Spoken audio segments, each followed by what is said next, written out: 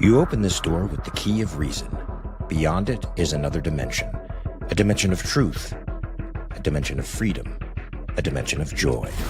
You're moving into the land of both the ideal and the real, of the possible and the actual. You've just crossed over into the capitalist corner. Where reason meets reality, welcome to the capitalist corner. Welcome to the Capitalist Corner, folks. I'm your host, Mark Pellegrino, and the chairman of the American Capitalist Party, along with my co-host and vice chair of the American Capitalist Party, sporting a really good toque today, I might say. Did you know that's what do you know what they call that? They call that a toque in Canada? No. Okay. No, well, why are we talking about? Can we get to the subject? The vice chair and the co-host also has several shows now that you can catch on YouTube.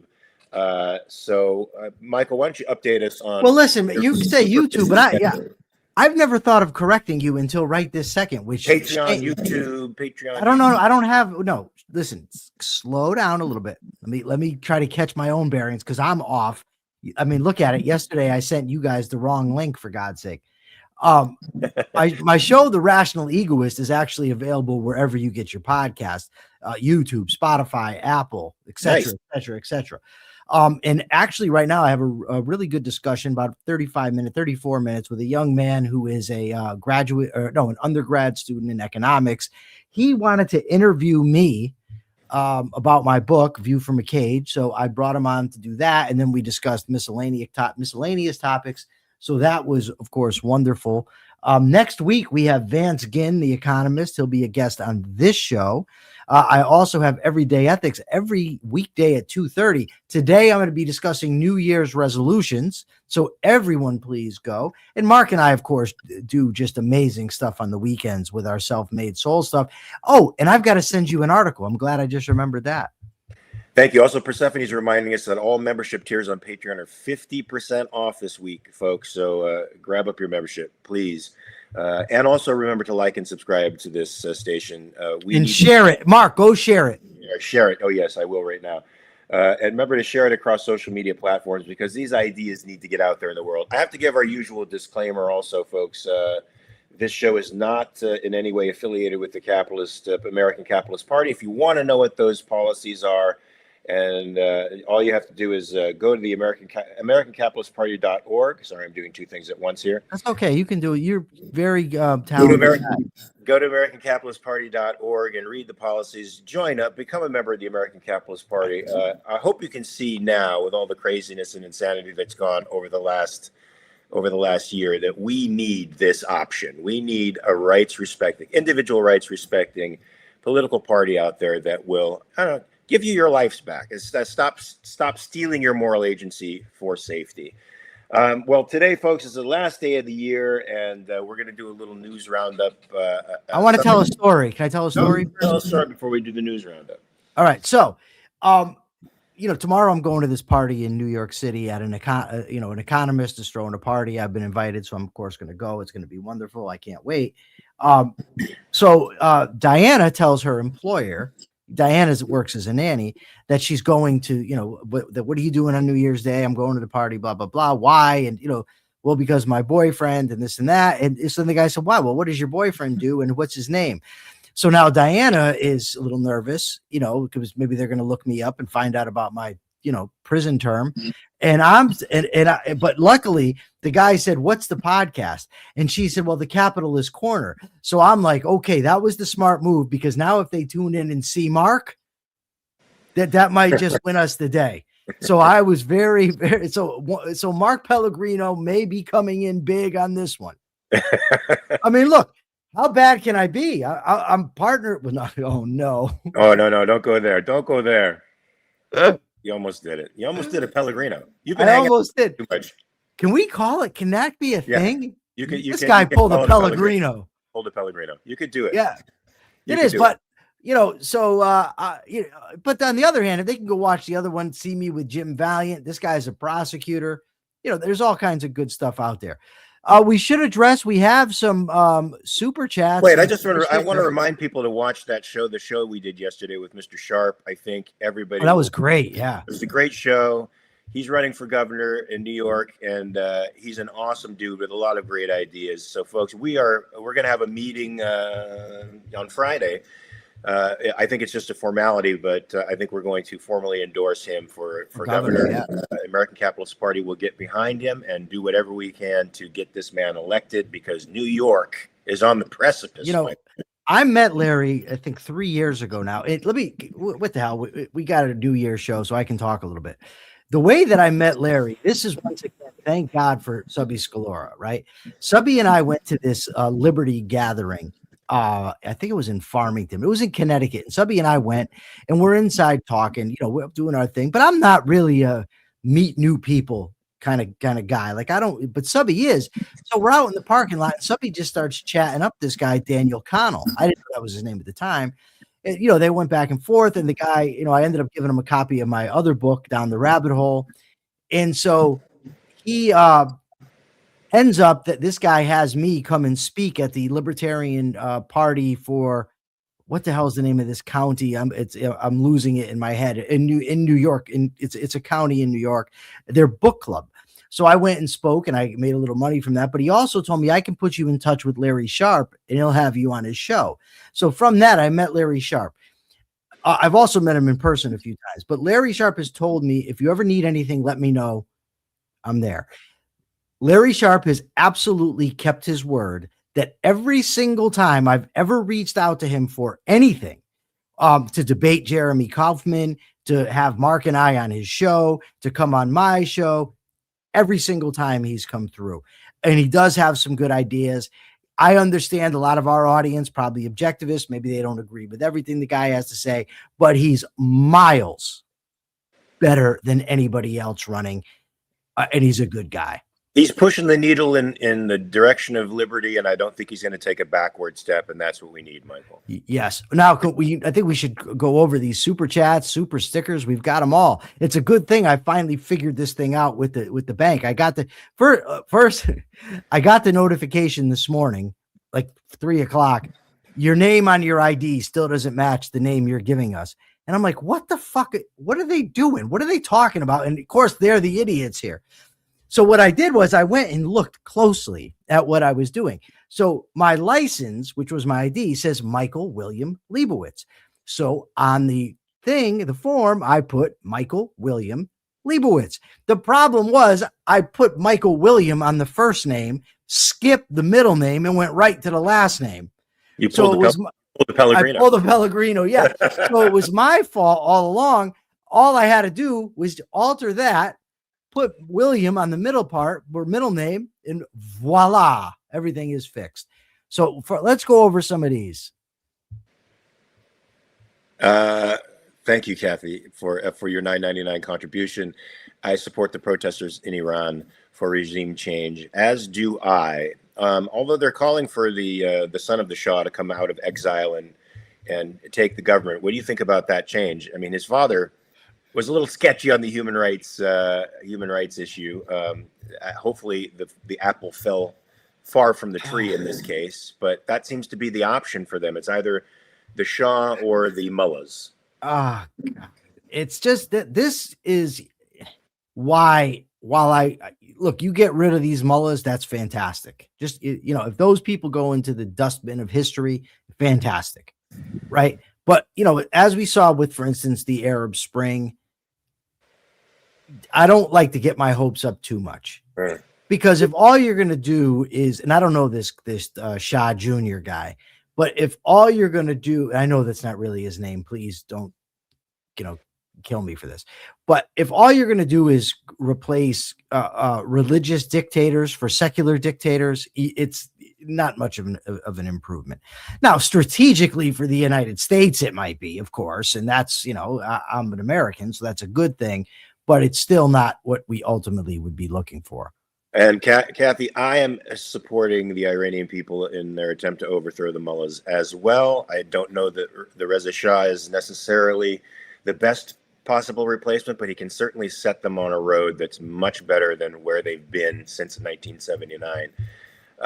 And she also asked a question up atop about why we're not seeing this in the establishment media. Now, I haven't been really keeping track of MSNBC, CNN, Fox News, or New York Times, Washington Post, Wall Street Journal. I haven't been reading any of those publications, so I'm not sure exactly how much of this stuff is getting out to the world, but it's certainly the rage of the internet. It's certainly the rage of social media, which is, in my opinion, I don't know, taking over for the establishment media anymore. It really doesn't matter what the establishment shows or doesn't show anymore. It's not really necessarily a barometer for how much people are engaged.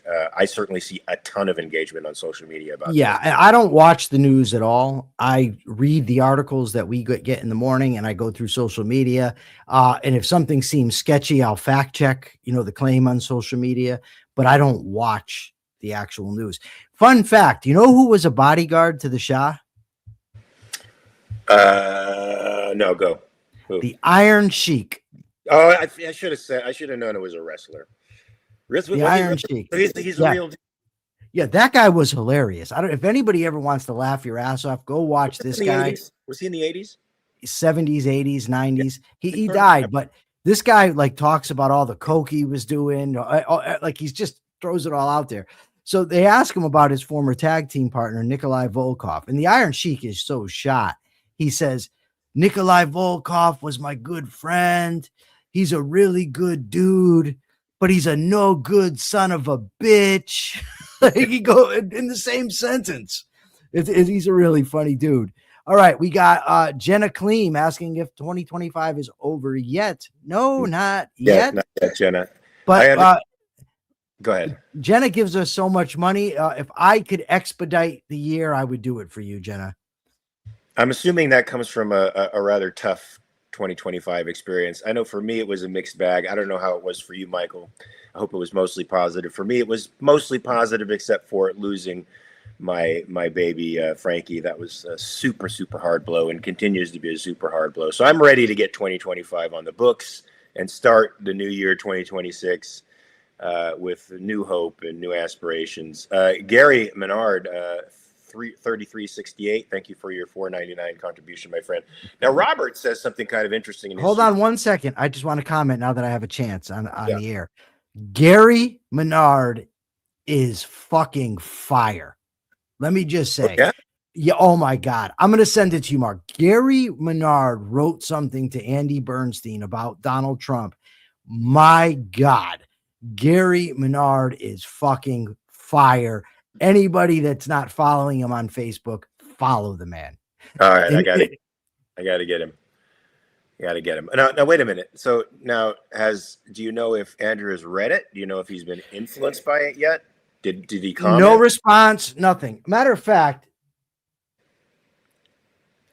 because really, I mean, Andy's still sticking to Trump at this stage of the game, even if he's not engaged in social media, even if he's not engaged in the news, he's not making a big study of it. It's more understandable in Leonard's case because he's 100,000 years old. But Andy, young, vibrant, he should be on top of this stuff. Young and vibrant. Well, I mean, compared to Leonard, it's always in comparison to what, right? Right. Robert Nasir has a very interesting comment. I want to get your feedback on this, Michael. Let's throw it up here. It would require more voiceover on my part, and I didn't get paid for my last voiceover gig when I did the opening for this. So I don't know. Maybe now that a little bit of money is rolling in, Pellegrino could get his daily voiceover covered if I do this. It's a fine year for the Capitalist Corner. Recommendation for 2026: add the show opening disclaimers to the pre-recorded intro so that the show starts in earnest and you can get right to the meat and potatoes. So that would require me to do a really fast, how they do those disclaimers on TV and radio, where somebody's talking a million miles an hour just to get all that stuff out. That ain't easy. No, I think it is easy. So Gary Menard to David Harriman. David Harriman, who has absolutely refused to debate me. He likes to just say shit without being challenged. Gary Menard says to David Harriman, now that just may be the king of cowardly evasion, Guinness record style. Let me keep going. He'll hide behind Leonard Peikoff. Yes, he will. Nikos recently stated that if the Mullahs, if the Mullahs fall, it would be more history changing than the fall of the Berlin Wall. I sort of agree with that. to be honest with you. What do you think about that, Michael? Oh God. I don't know. We'd have to wait and see. I'm not sure. I'm a very prudent person. Let me just tell you, when it comes to predictions, because human beings are very unpredictable, and you just don't know what's going to happen or how they will respond. I agree. All right, so let's get to the headlines that sort of dominated the news all the way through 2025. First off, we had probably the worst wildfire in Los Angeles history. They burned nearly 40,000 acres and took down about 16,000 structures, and they displaced thousands of people. And it was so it was the most destructive wildfire in. Well, it wasn't a wildfire actually. It was caused. It was a bad fire. It was a bad fire. And Michael, up to this point, I think out of the 16,000 structures that were annihilated in this fire, they've only rebuilt a handful of them a year later. And according to a little bit of research that I did, it takes them about 5 or 6 years to get up to about 38% of rebuilding, given all the permit strictures, bureaucracies that you have to go through, and all the hoops you have to jump through in order to rebuild your own property, for crying out loud, on your own property. Apparently they've expedited the process, but that's amounted to what, 1 home rebuild or 2 home rebuilds, I think, out of all of those structures gone. That is ridiculous. How would that be different in a capitalist society? Let's say we have a federalist system, the states are sort of independent here, but let's say California adopted a capitalist ideal. I think all the homes would probably be rebuilt within 4 or 5 years, all of them. What I want you to do while I run my mouth here is read the text I just sent you. That is the text of Gary Menard's post to one Andy Bernstein. I just copied it directly and sent it, so it's not a link to anything. Whenever you put impediments in people's way from exercising their rights, you are sure to have bad results, right? So if the house burns down, if I could just build it, I could do it, maybe a few days, I don't know, but then you make it so I've got to call this one and I've got to call that one and I've got to get this permit. And listen, my job takes me to a lot of town halls where, and luckily for me, all I have to do is go in a file and see permits. So, I mean, it takes me, not very long, but I see people in there that are trying to get permits and they're having a conversation. And then this person says, no, that's not my job. You got to talk to the other guy. The other guy is not here right now, but when will the other guy be here? And it's a nightmare. It is a true nightmare for folks. So I think if you were to allow capitalism, first of all, I think I'm very hesitant to speak on this because I don't know much about fires, but my bet is that if the property is all privately owned, and people are not, don't have all these restrictions and government stuff on them, the fires would probably be less prolific. That's speculation on my, on my part, but it is with the evidence that we've had historically. Mark, keep reading that, and I will go find the next story that's in our. Well, it's the election of President Trump, the re-election of President Trump as the 47th president of the United States. That made headlines, of course. He's elected to non-consecutive terms, and he won pretty big, and people anticipated his re-election as being the second coming. I mean, the MAGA movement was riding high for a long time, and they were ready to implement all of his policies, and have been doing so with extreme authority over the last year. Well, okay. Go ahead. I happen to agree. I think that Donald Trump's re-election was the comeback of the century, for sure, or maybe of all time, politics wise. I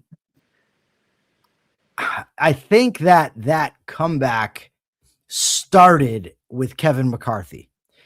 I think in 2020, after January 6th, I think Trump was virtually dead in the water. And I think then an abundance of mistakes occurred that brought him back to life. One was Kevin McCarthy embracing him, so he was welcomed with open arms back into the mainstream Republican sort of circles, right? Then Lindsey Graham came out and said there's no future of the Republican Party without Donald Trump, after he said he was done with Trump when he was shitting his pants on January 6th. Evidently, when your shorts are soiled and your life is at risk, the true Lindsey Graham comes out than when he's safe in his, whatever home he's got. But aside from that happening, I think that then the rush to indict him, and I'm not talking about for the January 6th stuff, right? For trying to slate phony electors and shit like that. But going after him with these lawsuits, and then going after him with the case in New York about whether he, this that was definitely injected a second life. Right, because it made it plausible that there was people going after him unjustly. Right. So when that happens, that then the people become galvanized around him. They go into, circle the wagons mode, defense mode, to defend Trump against, Ian Gilmore says, what rush to indict him? And Ian Gilmore is going to drive me out of my mind today. Ian, I love you. But the bottom line is that he should not have been indicted in New York. That's what I'm talking about. Especially when Letitia James runs on the fact that she's going to put him in jail. Right. I mean, it's just, listen. Yeah, I can't stand the man. I think he broke the laws by storing classified information. I think he obstructed justice by not allowing people to go there, to not see them. I think that he broke laws in terms of trying to slate phony electors. But I don't think that he broke the law in New York in regard to, they came up with very creative stuff to go after him. It was entirely unnecessary. It didn't need to be done. And like Mark said, the woman campaigned on the idea that they were going to indict him. That was her entirely motivated, and they right. And it gave him a second life. It really made him the underdog in the eyes of the American people.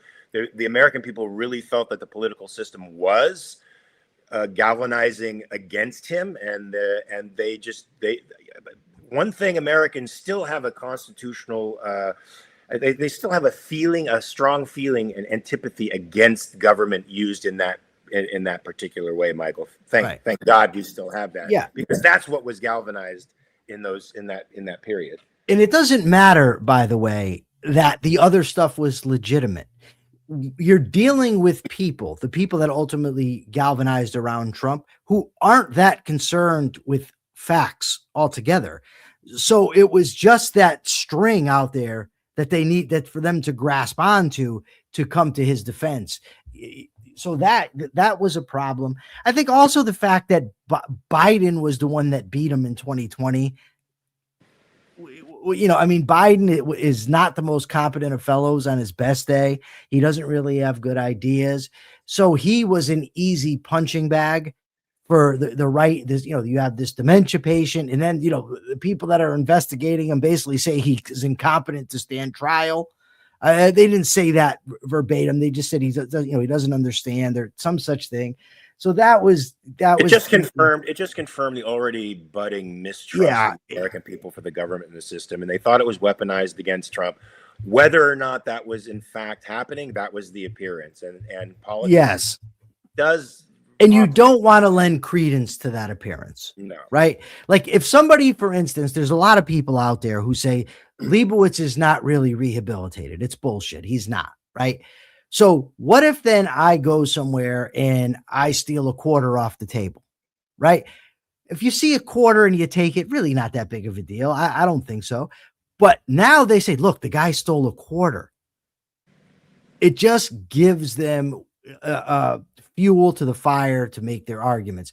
So you had Biden in office and he was horrible. The media was covering for him, which made it even worse. His own people were covering for him that made it worse. Then he didn't get out of the race. He insisted that he's the guy that's going to run, which was dumber than hell. So then he has that ridiculous debate appearance. So he gets out and they replace him with Kamala. So I get why the people didn't want those guys. So you have a strong percentage of people in the country that are going to back Trump no matter what. So then you only have to sway a small amount of people. And it was a perfect storm. Both times Trump won, I think it was a perfect storm for him to win. In 2016, he ran against Hillary, who was absolutely horrible. And by the way, all the people out there who hate James Comey and, he's sold Trump out and he did this to Trump and did that to Trump. If not for Jim Comey, Trump likely wouldn't have been elected. Because it's Jim Comey that came out with the Hillary emails right before the election. Had he not done that, Trump likely loses. And I remember at the time Trump coming out and saying, maybe the system's not as corrupt as I thought, something like that. So, yeah. So do you Trump think we'd be better off? Or do you think we'd be better off, worse off, or sort of in the same place with a Hillary presidency? I think that I don't know. I really don't like Hillary. I think Hillary is levels of corruption that. Oh, she's bad. Yeah. She's bad. She's a pathological liar like Trump. She's not as brazen. So she does work within the parameters. So in that sense, I think she would have been better because she wouldn't have broke norms the way Trump does. Also, you would have Republican pushback against her.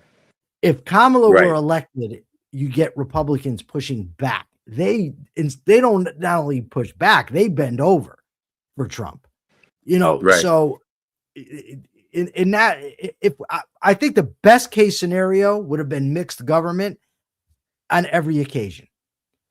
Well, that seems to be the way it works when there's a Democratic president and a Republican Congress. The Republican Congress has incentive to be more principled, and they push back and they delay legislation, and we are a little bit freer, not much, but a little bit. When there's a uni party and the Republicans are just as bad at this, if not worse, than the Democrats, they spend like mad. There certainly hasn't been any reduction in real spending since Trump has taken office and has both the House and the Senate in control. Also, one of the big headlines during January through March was the astronauts that were on the space station returned to Earth. March 18th, NASA astronauts Sunita Suni Williams and Barry Butch Wilmore returned after 9 months aboard the International Space Station following delays in their original mission plan. And this marks the first time that I think astronauts were transported to the ISS and then returned to Earth by a private space organization, which I think is great. Kudos to SpaceX and to the privatization of the space industry. I think now we're going to see some real progress. I'm going to breaking news here because this wasn't in the queue, and I think Ian Gilmore is spot on here. Yeah. The biggest news in January was that's pretty huge. I don't know why that didn't make the headlines here on this quick news flash. Let's talk about that a little bit, Michael. Talk about that. I think it was grotesque. I think that the reason it's done is because maybe it's just that a lot of people don't understand human psychology, that they don't get the entire point of all this. Everything is done that Trump does is to secure his very fragile ego. Everything. He is a narcissist to his core and simply cannot take losing.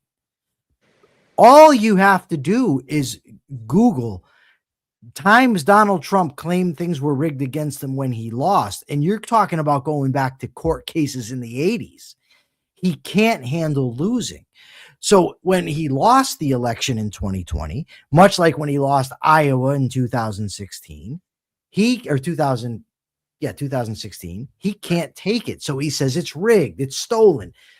And in these January 6 rioters, he pardons them. In his mind, he has done nothing wrong. He can't have it out there that he's done something wrong. So these guys remember he said it at the time, they're patriots. We love you, go home, all that shit. And so they fabricate a narrative. I made a post on X today, Mark, that basically these folks with Trump at the top have built a fantasy world that they live in, and they don't let in any facts from outside to falsify them. So Trump pardons these guys. Trump gets to pretend that he's a good guy. Meanwhile, this is the guy who talks about how he's so, law and order. But how many fraudsters has he pardoned now? The January 6th stuff is an absolute disgrace. It is dumbfounding to me how that day has been whitewashed in this country, intentionally so. And I think it's another post I made today. Honestly, Mark, the level of delusion that's out there, I find scary. Like when these people are in psych wards, they're not really bothering other people, but so many of them are just deluded, intentionally so or otherwise, and it scares the hell out of me. A guy told me today, well, Trump is living in your head rent free. Ha. Dude, he's the president of the United States. If he wasn't the president, I wouldn't give a flying fuck about him. I couldn't care less what he does or what he thinks or about his delusions. But he can say one thing and the market changes. I mean, literally the most powerful man in the world. Yeah. We have to worry about everything that he said. Yeah, it's so stupid. Like, I mean, come on. When he was a talk show, when he was a game show host, I didn't care about him. I didn't follow him. I didn't talk about his problems. I was talking about Obama. Right. Exactly. Ian Gilmore says that's not true. SpaceX has done it a number of times. The first private trip to ISS was by SpaceX in 2020. I'm just reading from Grok, here's a more precise language, Ian. This marked the first time astronauts flew up on one commercial aircraft, Starliner, and returned on another, Crew Dragon, in the same mission. So that's a lot more specific than what I said. Robert Nacier says, the pardons were powerless combined with tribalism. These are my people. I can pardon them, so I will. For the same reason that Clinton slept around just to prove he can. That's very interesting. I'm not going to disagree with that. So Michael, one of the biggest things it's still occurring to us now, but it started in April, where the tariffs and trade agreements that Trump thought he was going to usher in a new era of American prosperity by taxing the American people excessively on imports. Somehow he thought this was going to stimulate domestic production. It's not like this hasn't been tried 50,000 times before with the same effect. But by the way, Harriman supports the tariffs, Mark. Harriman thinks the tariffs are good. I do not understand how an objectivist could support tariffs. I don't understand it. You are somebody you're losing the seat of reason. You're giving up the seat of reason for something else, because they have never been good. They have never been. Hey, before we talk tariffs, did you read Gary's piece to Andy? Yeah, that was great. Yeah, Gary Menard rocks. Yeah, it was good. Good job, Gary. So these tariffs have been incredibly damaging to the supply chain. They've increased prices in various sectors, and they've been confusing as hell. I'm the main problem for me is not just the tax, Michael, itself, which is bad for the American consumer. It's the uncertainty, because all of the changes and adjustments they have to make after initially threatening a country with punitive tariffs, when they realize that that's going to cause massive market disruptions, they start changing the rules, changing the amounts, changing, and nobody can keep up. Hey, buddy. Look at this. What a cutie. This is the only dog I allow in here while I'm doing the show, because she's well behaved and quiet. What a cutie. She's awesome. Hello, baby bear. Say hi. Yes, what a cutie. All right, want to go back down? Go very ahead. Special. So Michael, it's the uncertainty that this is creating in the economy, because no business can actually plan when the rules for imports and exports are changing so much, and they have to work around all these rules in an attempt to bring products to the American people. I mean, who should be congratulated during this period of time is the businessmen who are able to come up with ways of still getting still getting products to the American people despite these onerous tariffs, and that's what they have been trying to do. But it's, of course, an unnecessary obstacle that doesn't need to be there, folks. And in a capitalist economy, there wouldn't be these obstacles. There wouldn't be tariffs. There would be free trade between countries, which is exactly free trade between individuals who happen to live in countries across the world, which is the way it should be, Michael. What do you say? Well said. I can't improve on it. But that's globalism. That's what the right says. That's globalism. I hope at some point we can get rid of this notion of left and right. I think that these distinctions are meaningless nowadays. Agreed. Now, Deeper Diego says the only way to support tariffs is part of a long-term legal plan to eventually eliminate all taxes. Well, I mean, I could say the only way to support the income tax is to do that. I don't disagree with them. I just think that if you make a plan and you start to implement it, if somebody were to say, hey, we're going to get rid of all taxes but tariffs for now, and then we're going to ease out the tariffs, I'd say sure. The problem is you couldn't fund the current government with tariffs. And every economist knows it. I mean, Trump says what they say, they brought in trillions, or I lose track of the BS that man puts out there. But he did. So, I think they brought in what, $300 some odd billion, but he keeps talking about it as if it's multi-trillions of dollars of investment in the United States. Yeah. Which isn't true, folks. So the tariff and trade agreements they're still under the microscope of the Supreme Court. They're going to come out with a decision in 2026. Hopefully they rule against Trump and they deliver that power back to the legislature where it belongs, and we can get back on track to some modicum of freedom. Michael, so long as this guy's policies don't actually get enacted, we may be okay. so long as the courts keep interfering with him, sure, we may be okay.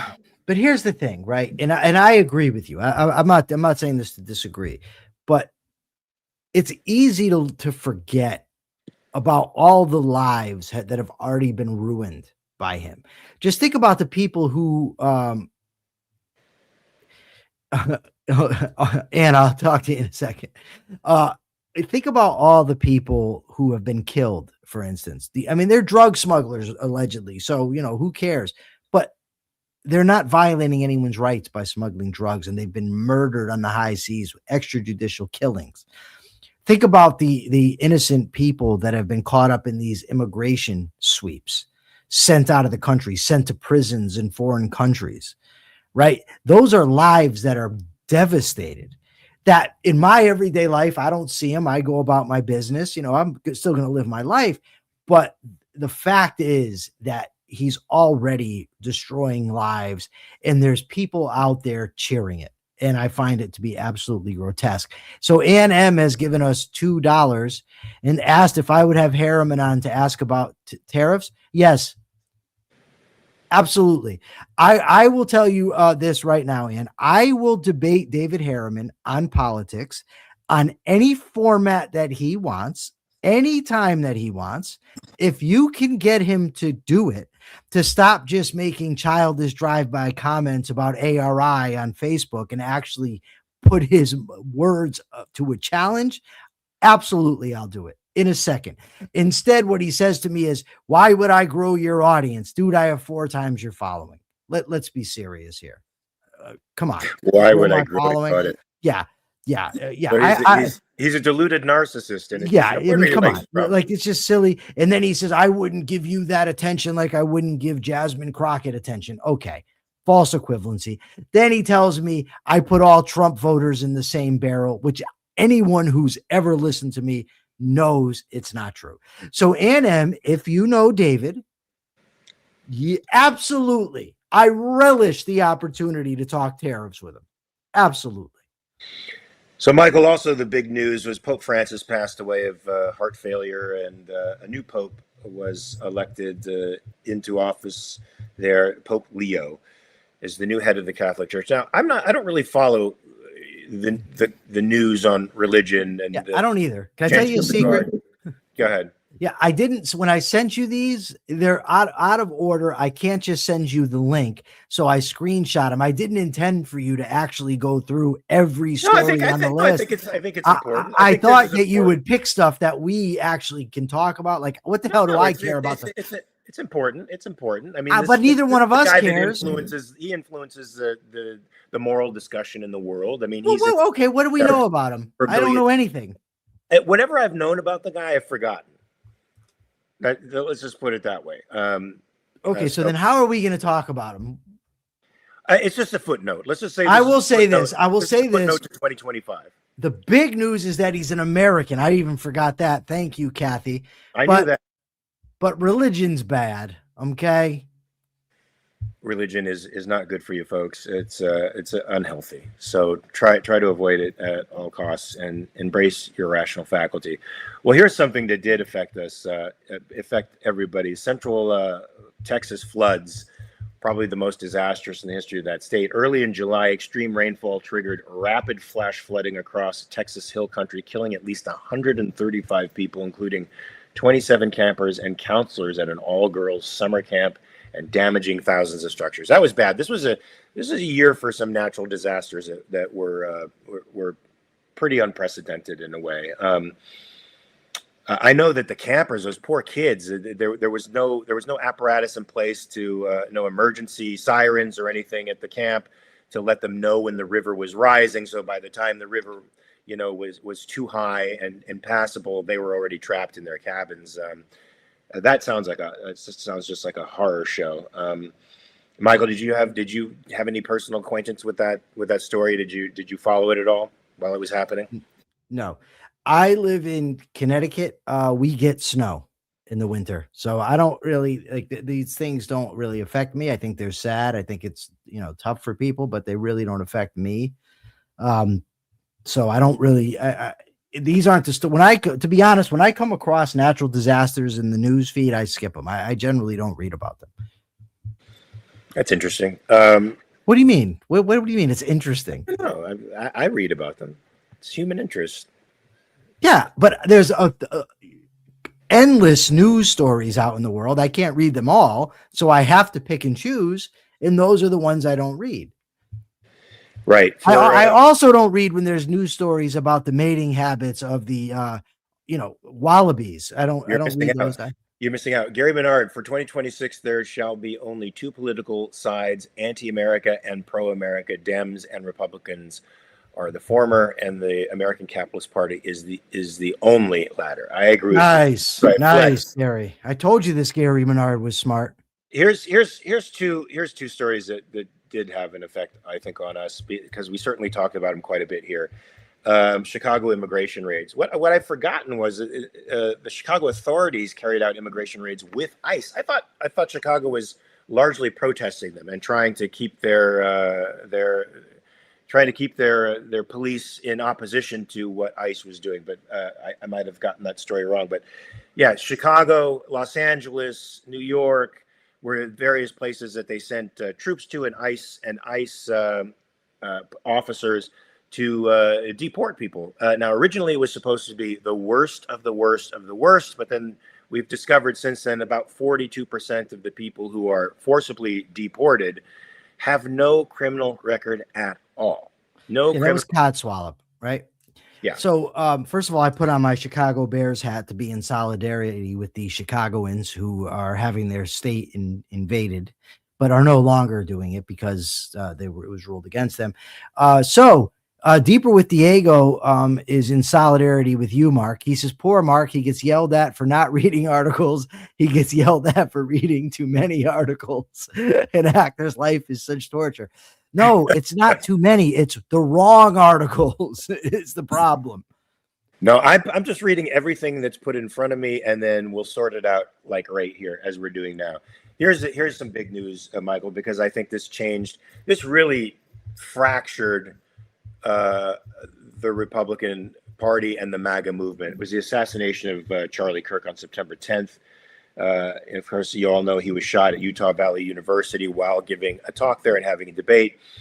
And fairly soon thereafter, the cracks in the MAGA movement really started to show. I mean, they were starting to show before this, but they really started to show because Charlie Kirk seemed to me to be a solidifying influence. He was a coalition builder. He was able to keep these disparate pockets of this tribal movement, sort of relatively satisfied.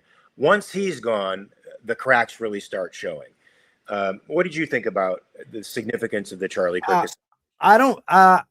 Well, first of all, I think it's a horrible, horrible tragedy that was done by a very, very evil person, right? And regardless of this guy's politics, whatever, you don't deserve to get shot in the neck while you're out talking.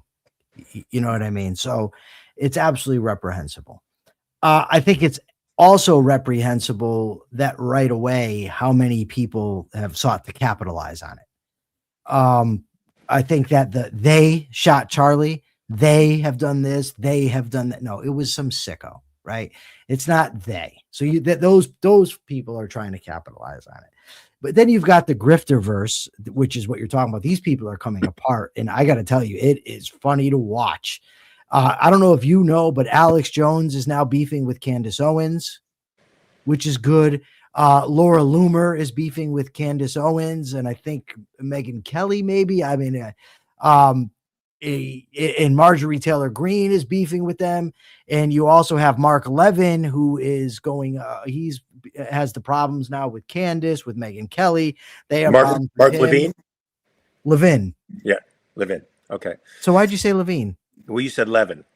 I said Mark Levin. You said Levin. I said Levin. What do you want from me? You said Levin. We're going to go back in. It's not unleavened bread.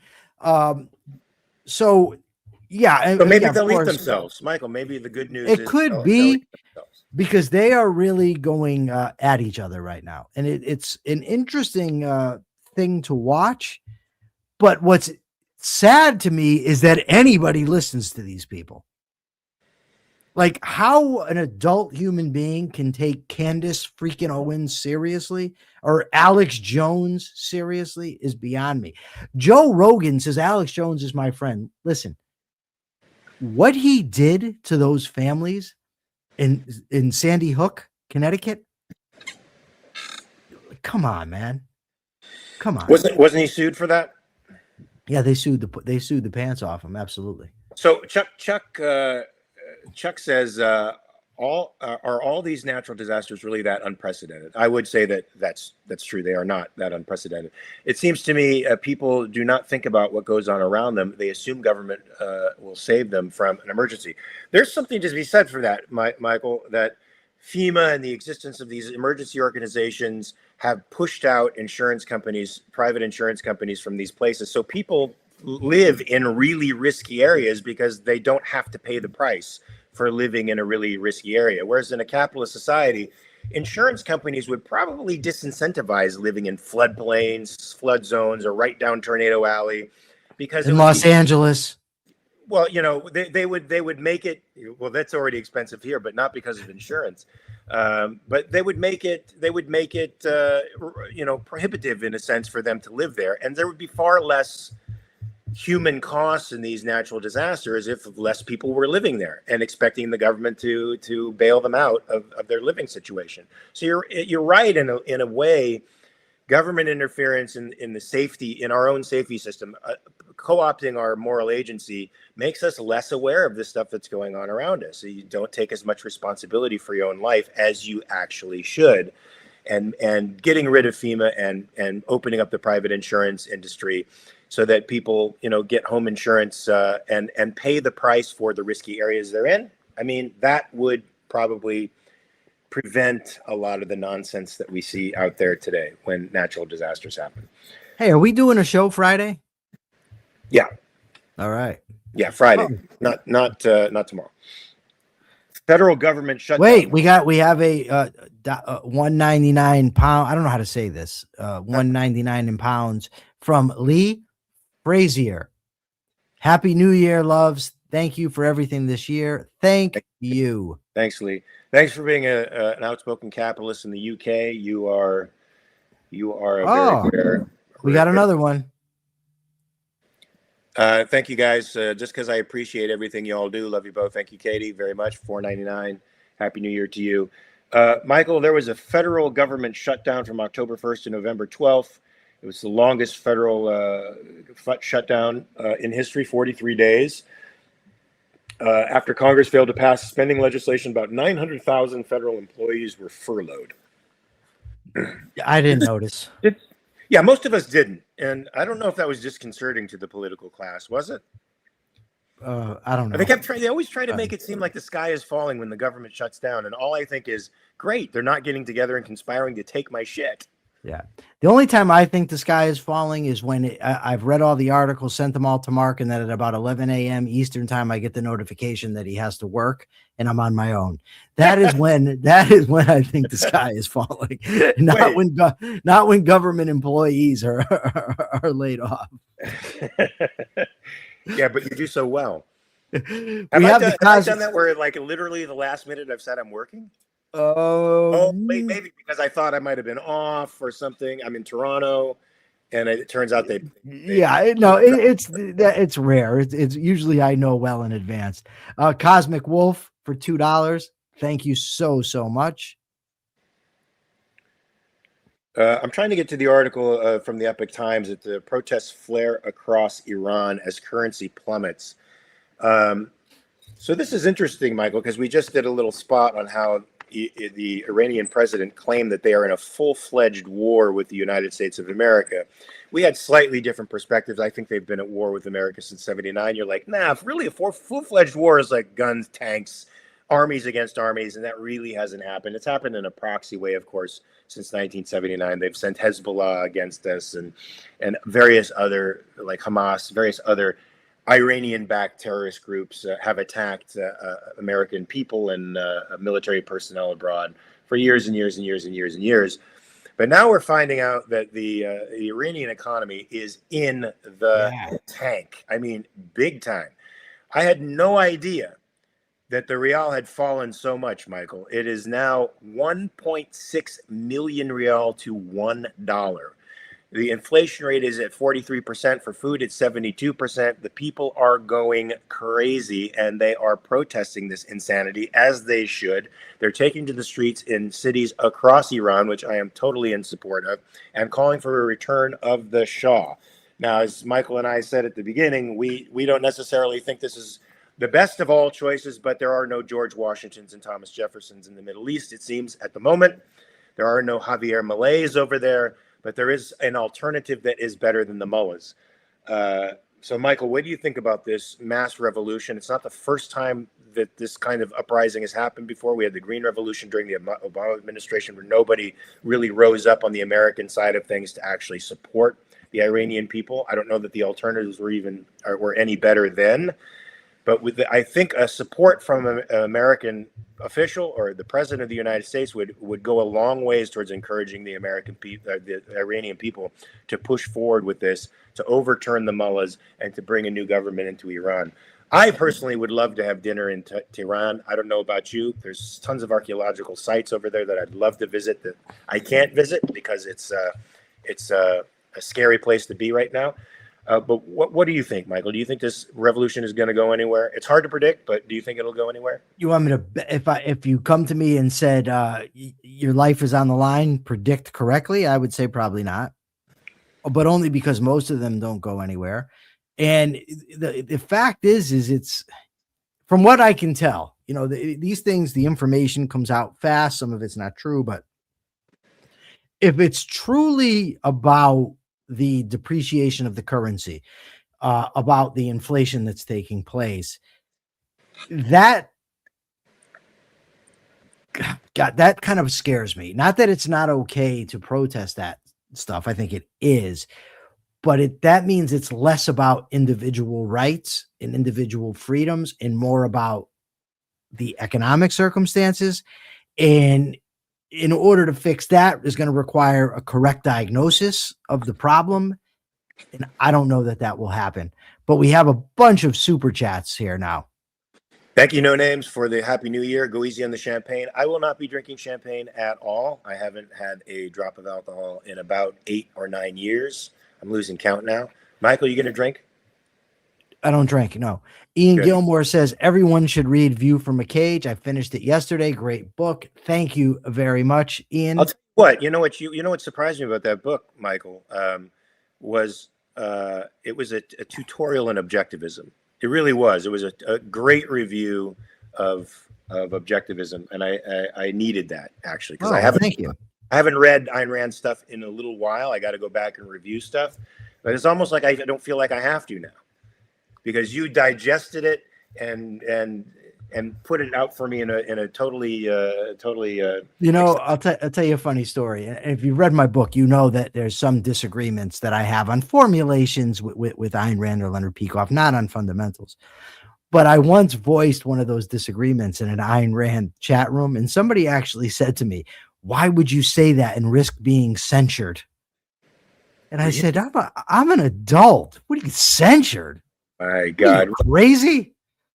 Lee says best book ever written. I just want you to know for View from a Cage, best book ever written. That is the review that you should put now on the cover of what do they do, reprints or whatever. Do you know who actually did endorse the book that I have the blurbs from on the back? Are Jim Valiant. He wrote the first review. Jim Valiant actually preempted me and made me publish sooner than I wanted to because I gave him a forwarded copy, and Jim read it and then immediately posted a review, but the book wasn't out yet. So then I had to go and do it. But also Mark Thornton, maybe the preeminent authority on Ludwig von Mises, Mises also gave me a good review. Kathy, it's Mises. I used to say Mises and it makes it hard. Cut it out.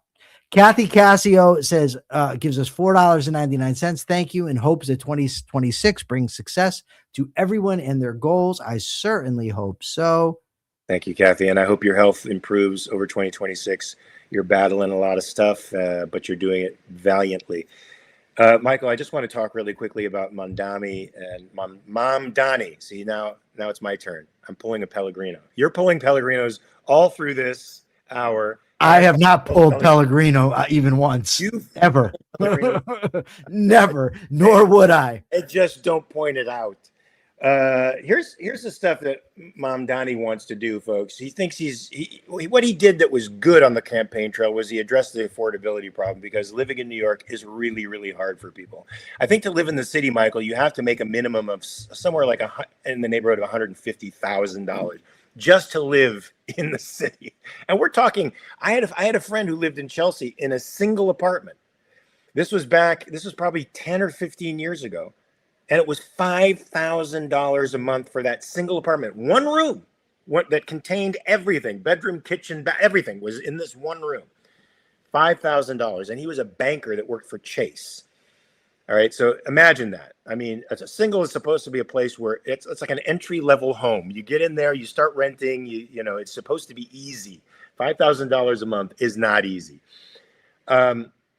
What he wants to do, though, is control prices, essentially. He wants to lower prices by government fiat, by asserting political power over the marketplace, which, as we all know, never works. It's not only immoral for various reasons, it's impractical.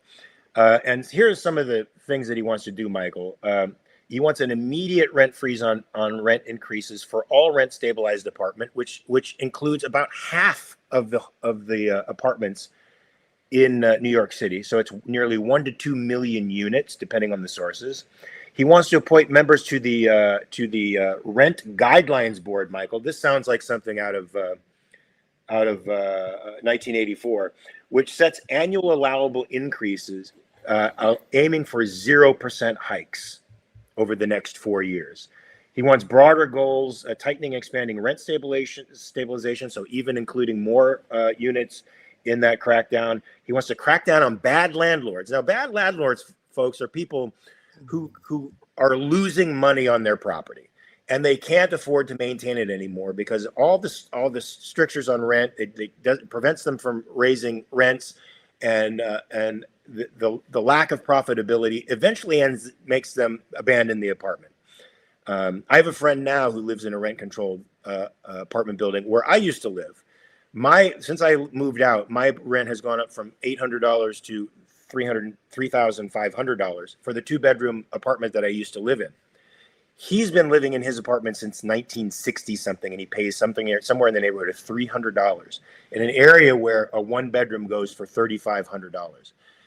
Michael, they want him out. They want him out, and they don't maintain the building as well because they simply cannot make a profit off the building, so they're not incentivized to make a building, to make the maintenance. And that's what happens with these slumlords, quote unquote. Maintaining the building becomes so expensive that abandoning it is better. So do you think there's going to be any different outcome to the price controls, Michael, or are we going to find more of the same? You're going to find more of the same, of course. So how can you wait a second? So you were living in New York City. You were like one of these young struggling actors. No, I wasn't in New York City. I had a friend who lived in New York City in Chelsea. Didn't you just say you had an apartment in New York City? That was in Hollywood. I had a rent-controlled apartment in Hollywood. There's rent controls in Hollywood. Got it. Well, we're out of time, Mark, just so you know. Well, folks, it's been a crazy year. I hope your 2025 was okay. Mine, had mixtures of success and tragedy. Let's hope 2026 is a much better year. Let's hope that the message of liberty, individual rights, and the inviolability of your property rights becomes the major ethics dominating our culture over the next year. We got a year to make things right, Michael. Let's try to do our best to make things right by getting this message out there. Like and subscribe to the station, and hopefully this message gets out there. Michael, why do we have a year? I don't. I'm just giving it seems kind of arbitrary. Is Boston expensive to live in also? Yes. I just remember the last time I was in Boston, you had me running all over the place. You told me to first. I went to where the con was, and then I couldn't get in. I was sitting outside, and then I tried to walk, and then I got lost. It was like a maze. I ended up, I don't know if it was in a bad neighborhood or what. I could have got mugged. I doubt it. I think you were perfectly safe. Oh, great. Thank you. It's expensive to live there. Yeah. Katie, View from a Cage is available on Amazon. Well, folks, do you want to give the capitalist thought for the day, Michael? I thought you just gave it. Okay, I guess that was it. That was good enough. You want a question before we adjourn? You want to give a question? Yes, please go to YouTube and answer the question. And the question is, what are you doing tonight? If it's the next day, tomorrow, when you go to leave your comment, then tell us what you did. Did you get drunk? Did you smoke some pot? Maybe some shrooms. Maybe you just watched the movie. Whatever you did, please let us know. All right, folks, we'll be back Friday, same bat time, same bat station, 9 a.m. Pacific, 12 p.m. Eastern time. You got a couple of days to rethink your premises. I hope you do them, and we'll see you next time. Peace.